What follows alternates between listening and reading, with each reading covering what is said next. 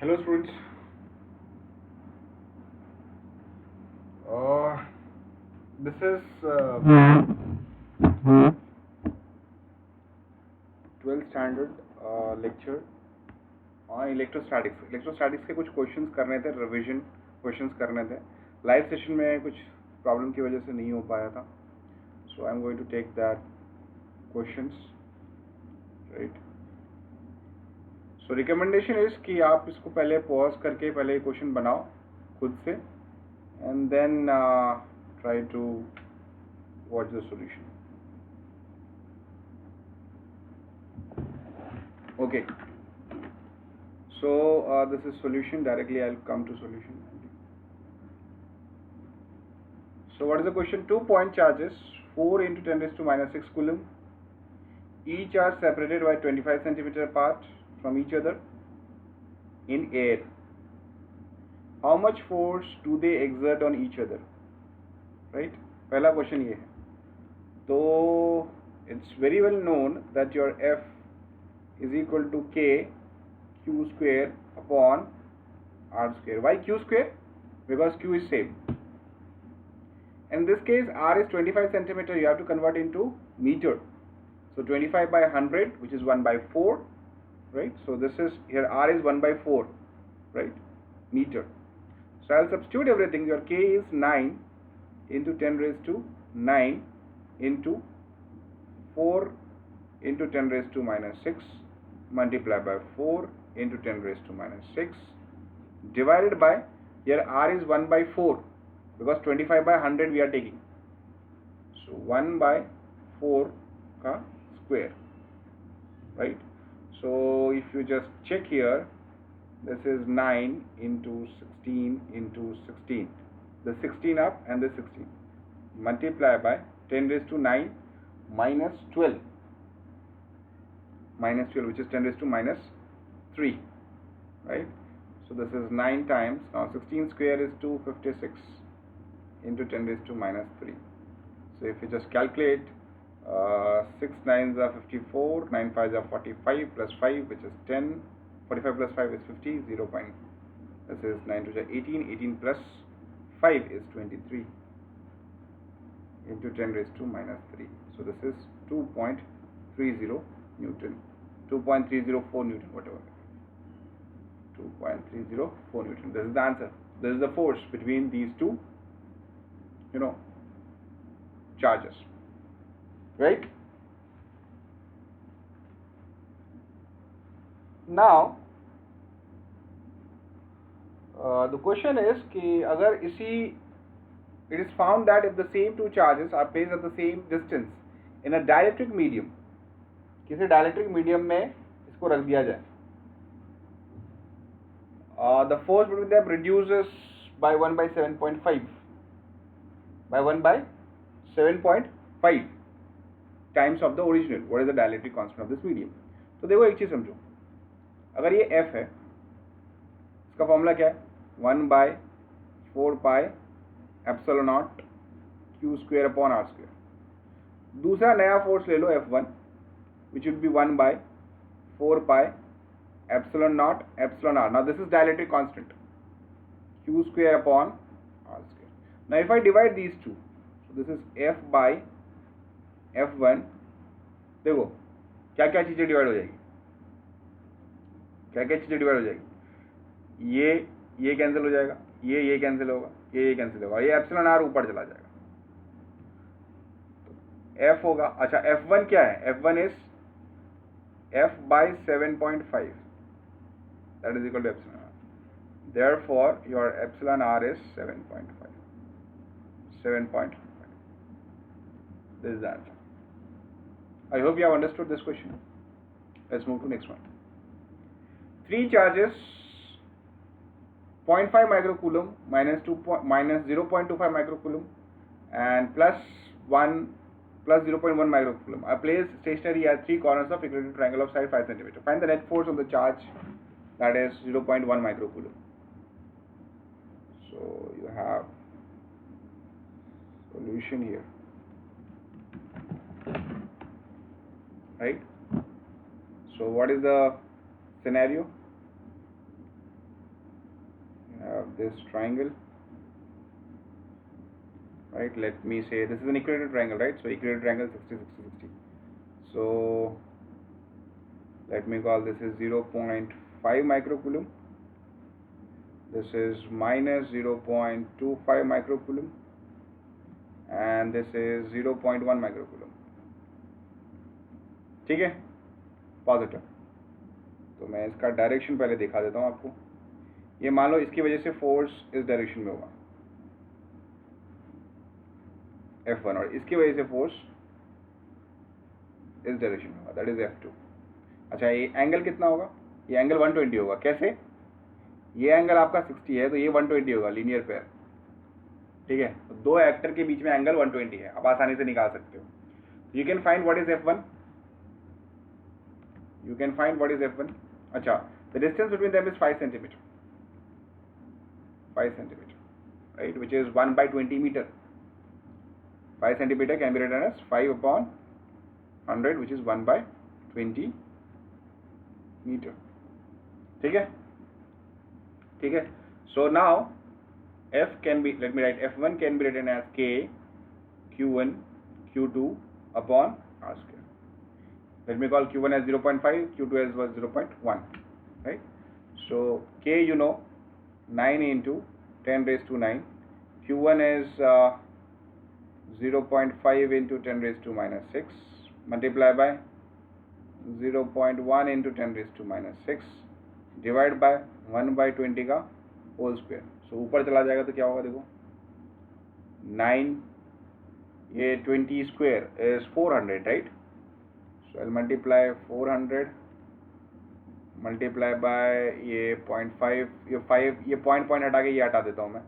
This is 5 and 1 multiply by 10 raised to 9, and this is minus 12, right? This is minus 12.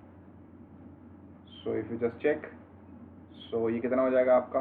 ये हो जाएगा 5 4 20, 20 times 9 is 180 multiply by 10 raised to minus 3. So this is 0.18 Newton. 0.18 Newton. ठीक है, तो F1 आपको मिल गया. F1 आपको मिल गया. Now you can find what is F2.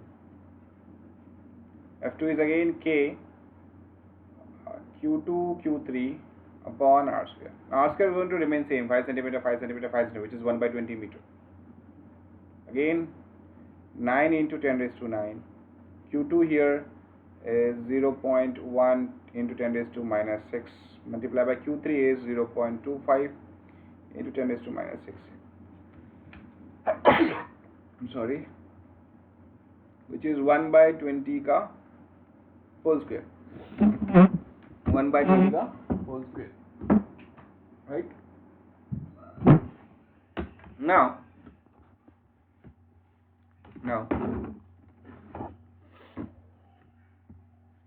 if you just check here, so this 20 will go up, right?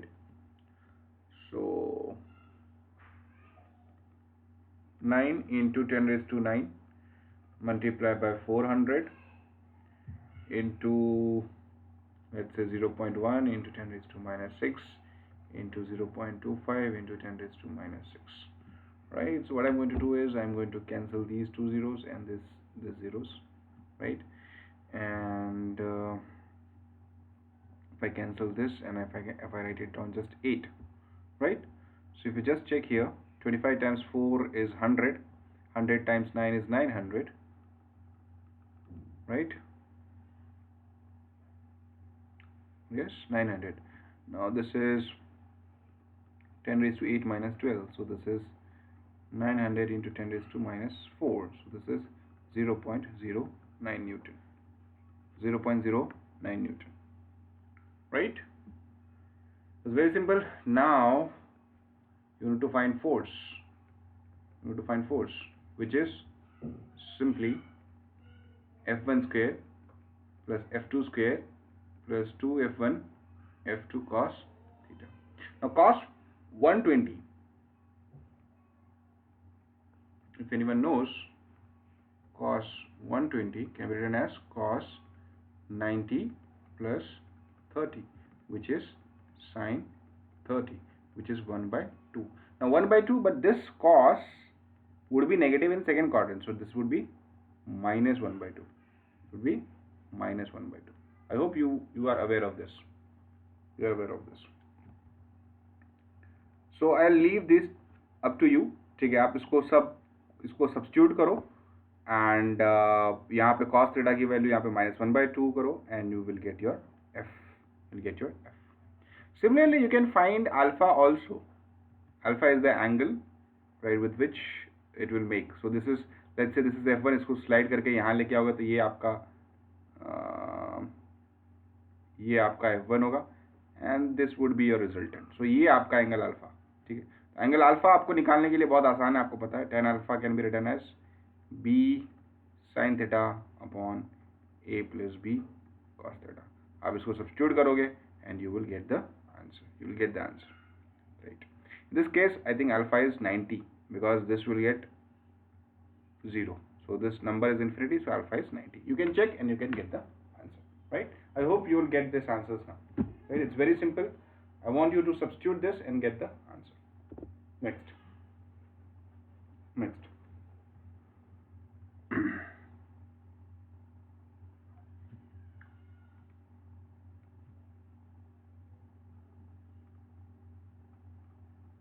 Solution. 2-point charges plus 0.5 microcoulomb and minus 2 microcoulomb are placed in air at a distance of 50 centimeter from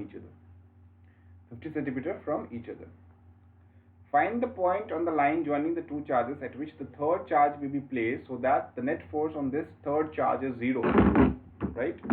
Now this is a bit tricky question because you have to think a lot of things here. बहुत कुछ चीजें आपको यहाँ पे सोचनी पड़ेगी. देखो, मैं केसेस के हिसाब से समझाता हूँ. देखो, मान लो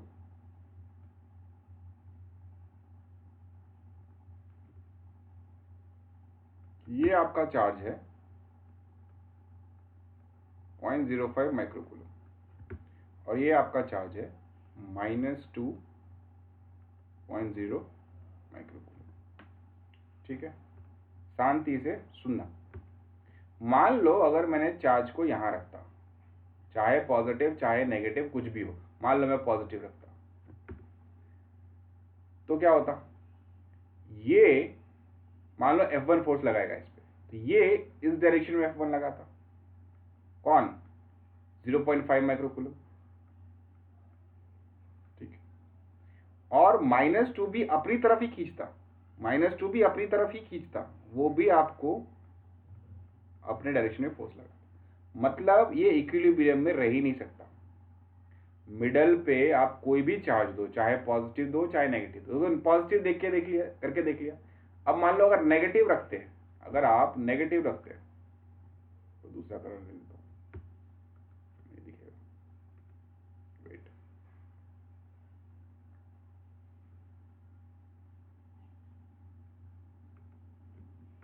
अगर आप नेगेटिव रखते हैं, ठीक है, अगर आप नेगेटिव रखते तो पॉजिटिव अपनी तरफ खींचता और नेगेटिव अपने से दूर उसको धकेलता, यानी F1 F2 अगेन इसी डायरेक्शन में होता. पॉजिटिव होगा तो इस डायरेक्शन में, नेगेटिव होगा तो इस डायरेक्शन में. मतलब इक्विलिब्रियम नहीं पॉसिबल है. यहाँ पे कहीं भी आप रखोगे इक्विलिब्रियम इस केस में पॉसिबिलिटी नहीं है. ठीक है, इस केस में पॉसिबिलिटी नहीं है. Now so this case is not possible. Now अगर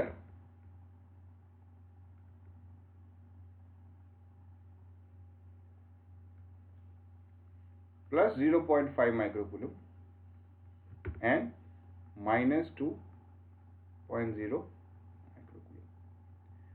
मान लो कि इस साइड पे, किस साइड पे? 2 माइक्रोकूलम के साइड पे, मान लो यहां से कुछ x दूरी पे मैंने रख दिया,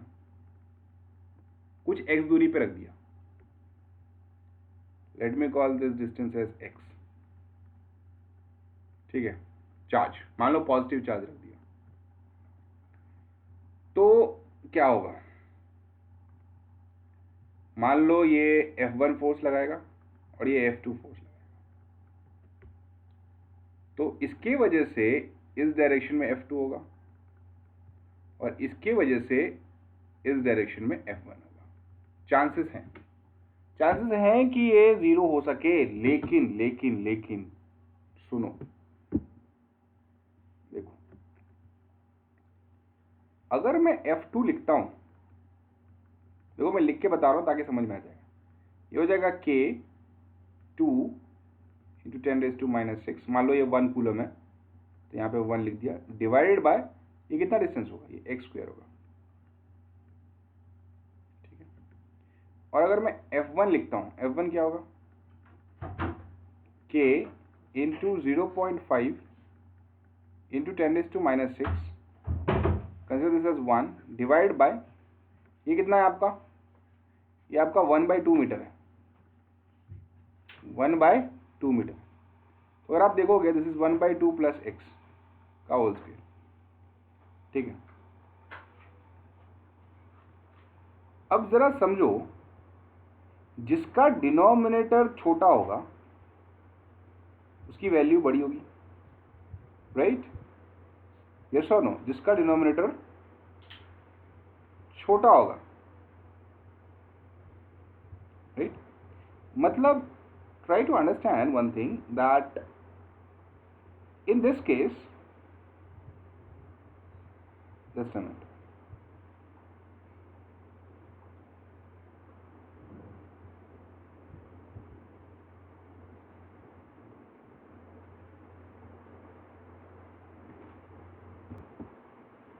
सॉरी, ओके, देखो, जिसका न्यूमरेटर छोटा होगा उसकी वैल्यू और बड़ी हो जाएगी। तो देखो, इसका न्यूमरेटर जो है ना, ये 2 है और इसका न्यूमरेटर 0.5 है, बाकी कोई डिफरेंस नहीं है। तो अगर इसका न्यूमरेटर अगर छोटा हुआ, देखो ये 1/2 प्लस x और ये x है, तो इसकी वैल्यू और बढ़ जाएगी। मतलब हालांकि होना क्या चाहिए, उल्टा होना चाहिए, 1/2 प्लस x इधर होना चाहिए, x इधर होना चाहिए, तो ही ये कंपनसेट करेगा ना। देखो, इसका न्यूमरेटर और इसका न्यूमरेटर, ऑलरेडी इसका न्यूमरेटर बड़ा है इसके कंपैरिजन में, और अगर इसके डिनोमिनेटर को छोटे नंबर से अगर मैं डिवाइड कर दूंगा इसके कंपैरिजन में, तो ये और वैल्यू बढ़ जाएगा, ठीक है। इसको कम करना पड़ेगा ना इसको इक्वेट करने के लिए, because in order to balance, your F2 has to be equal to F1. So in this case this is also not possible. आप करके देख सकते हो, आपको क्वाड्रेटिक इक्वेशन मिलेगा जिसका रूट्स आपको नहीं मिलने वाला, आपको क्वाड्रेटिक इक्वेशन मिलेगा जिसका रूट्स आपको नहीं मिल पाएगा, राइट, रियल रूट्स नहीं मिल पाएंगे, राइट, ठीक है। तो अब क्या बचा आपका केस, अब केस क्या बचा आपका, कि भाई मान लो ये आपका पॉजिटिव 0.5 माइक्रोकूलम, ये आपका -2.0 माइक्रोकूलम, ठीक है। डिस्टेंस आपका 1/2 मीटर। अब मैं यहां से, कहां से, 0.5 माइक्रोकूलम से कुछ x दूरी पे रखता हूं, ठीक है। अब यहां पे मुझे निकालना है कि भाई ये x दूरी कितना होगा, बट ऑब्वियस है कि ये इसको इस तरफ फोर्स लगाएगा और -2 इसको इस तरफ फोर्स लगाएगा, ठीक है। तो इसको मैं मान लेता हूँ ये F1 है, ये मान लेता हूँ मैं F2, ठीक है। तो देखो, F1 मान लो ये Q चार्ज है, देखो Q चार्ज है, ठीक है। एनी हाउ Q लो 1 लो कैंसिल ही होने वाला है। So F1 is equal to K into 0.5 into 10⁻⁻6 multiply by Q upon x², and F2 is equal to K into 2 into 10⁻⁻6 multiply by Q upon 1/2 plus x का whole square, ठीक है। अब इन दोनों को इक्वेट करोगे अगर आप, तो equate these two, F1 is equal to F2, क्या हो जाएगा आपका, ये K Q कैंसिल हो जाएगा, राइट, एंड 10⁻⁻6 कैंसिल हो जाएगा, तो क्या मिलेगा आपको, देखो 0.5 और लेट्स से फॉर एग्जांपल 1/2 का 1/2 x² is equal to 2 upon 1/2 का x का होल स्क्वायर। अब ये 2 इस तरफ लेके जाओ, तो 1/x² is equal to 4 upon 1/2 plus x का होल स्क्वायर, ठीक है, अब क्या करो, दोनों तरफ अंडर रूट लो, अंडर रूट लोगे तो क्या बनेगा, 1/x is equal to 2/1/2 plus x, दोनों तरफ आप ले लोगे तो अब इसको देखो कितना हो जाएगा, 1/2 plus x is equal to 2x, तो 1/2 is equal to x, therefore your x is equal to 0.5 metre. मतलब ये डिस्टेंस आपका कितना है, जितना ये डिस्टेंस है उतना ये डिस्टेंस है, मतलब 0.5 metre, 0.5 metre. I hope you have understood this question, very very useful and very conceptual question है ये, ठीक है, बहुत जगह कंफ्यूज करता है। Let's move to next question. ये भी बहुत बढ़िया क्वेश्चन है।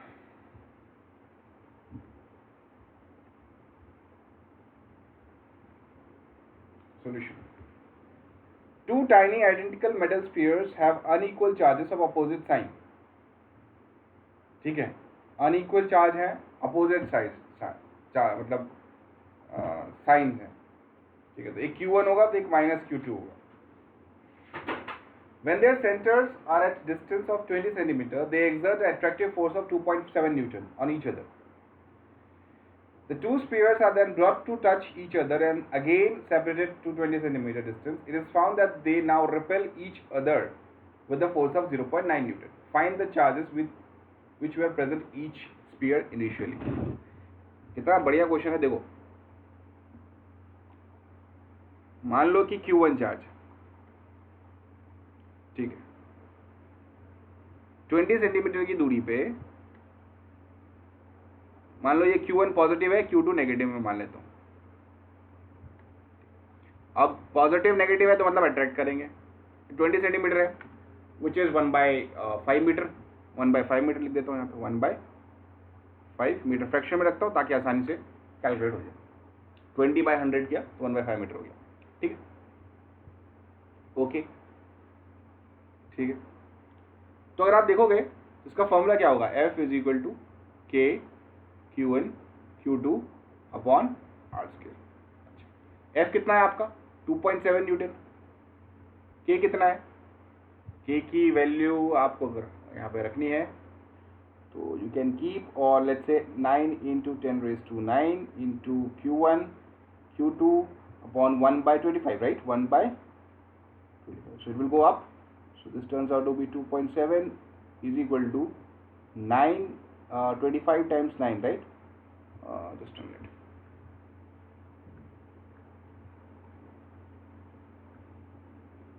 (25 times 9 which is 225 into 10⁹ into Q1 Q2, right? Is there any issue here? No.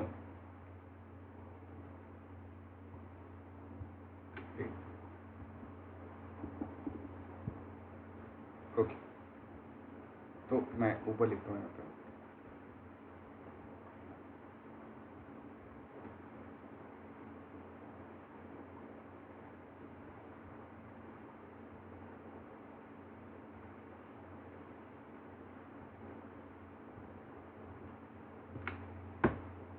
ठीक है, so this would be 2.7 divided by 225 into 10⁹, right? So this would be equal to Q1 Q2. This is equal to Q1 Q2, right? Now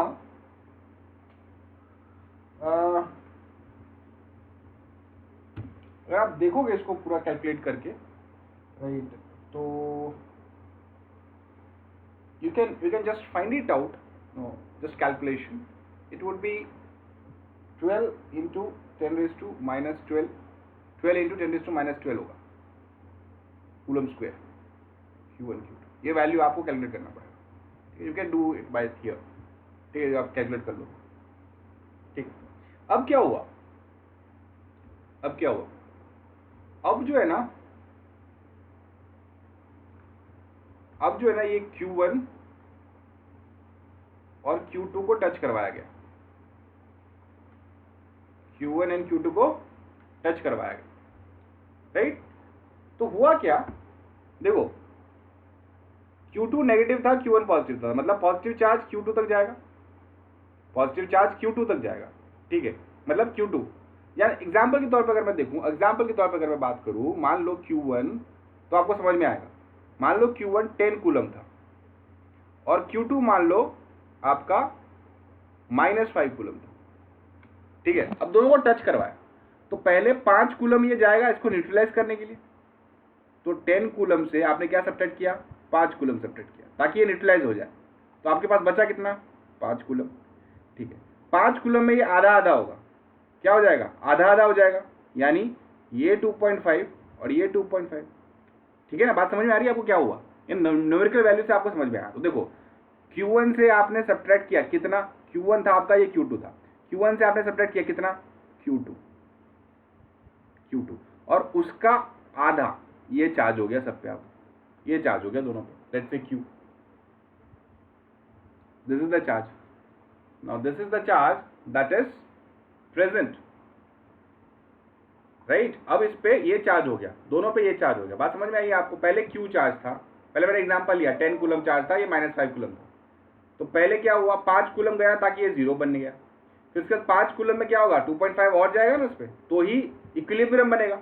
charge कब तक flow कर रहा है, जब तक equilibrium नहीं होता, राइट। तो उस हिसाब से Q1 - Q2/2 divide by that is equal to small q। इस तरीके से आप इसको देख सकते हैं, ठीक है। अब जो आपका फोर्स लगेगा, देखो दैट इज K, क्या कर सकते हैं इसको, Q1 - Q2 इंटू 2 का whole square, right. Q1 - Q2 into 2 का होल स्क्वायर होगा ना, because both the charges are same, divide by 0.2 का होल स्क्वायर, मतलब 0.2 यानी 1/5, राइट। तो इसके बाद आपका 0.9 न्यूटन लगता है, 0.9 न्यूटन लगता है। ये सारा सब्स्टिट्यूट करने के बाद आपका जो Q1 - Q2 होगा वो आपका होगा 4 × 10⁻⁻⁶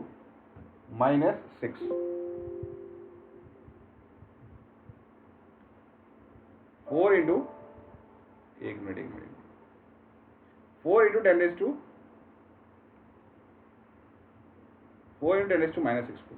आपको कुछ नहीं करना है, आपको फैक्टर देखना है। देखो सब्ट्रैक्ट किया तो 4 आया, और आपने मल्टीप्लाई किया तो 12 आएगा। सब्ट्रैक्ट किया तो 4, मल्टीप्लाई किया तो 12, यानी Q1 आपका कितना होगा, 6 होगा, 6 × 10⁻⁻⁶ कूलम होगा। Q2 कितना होना चाहिए, 2 × 10⁻⁻⁶ कूलम होना चाहिए, ठीक है ना। तो ये आप मल्टीप्लाई करोगे तो आपको प्रोडक्ट 12 मिलेगा, और सब्ट्रैक्ट करोगे तो ये मिलेगा। So this is the question. सबसे इंपॉर्टेंट चीज थी यहाँ पे आपको समझना था कि भाई ये क्या किया गया, ठीक है। And rest all is really simple thing, right. बहुत ही एप्टीट्यूड अगर आपका सही है, you can answer this question, right.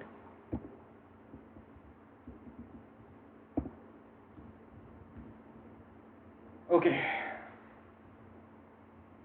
Next question.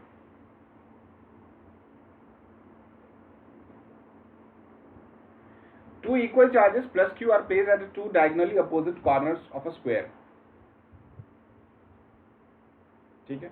How much equal charges must be placed at the two corners of that square so that the net force on each Q is 0? Right. So what is the scenario? Something like this.